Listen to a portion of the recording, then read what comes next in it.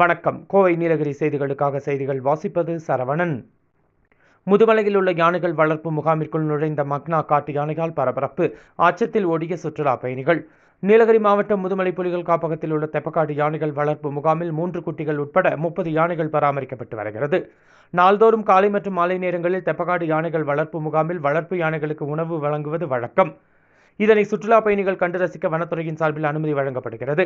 இந்நிலையில் நேற்று முன்தினம் மாலை தெப்பக்காடு யானைகள் வளர்ப்பு முகாமில் சுற்றுலா பயணிகள் வளர்ப்பு யானைகளுக்கு உணவு அளிப்பதை காண அனுமதிக்கப்பட்ட நிலையில் யாரும் எதிர்பார்க்காத நேரத்தில் வனத்தில் இருந்து வெளியேறிய யானை முகாமிற்குள் மக்னா காட்டு யானை ஒன்று நுழைந்ததால் பெரும் பரபரப்பு ஏற்பட்டது. சுற்றுலா பயணிகள் அச்சத்தில் அங்கும் இங்கும் ஓடிய நிலையில் முகாமில் இருந்த பழங்குடியினர் யானை பாகன்கள் மக்னா காட்டு யானையை அங்கிருந்து விரட்டினர். இதனால் சுற்றுலா பயணிகள் நிம்மதி அடைந்தனர்.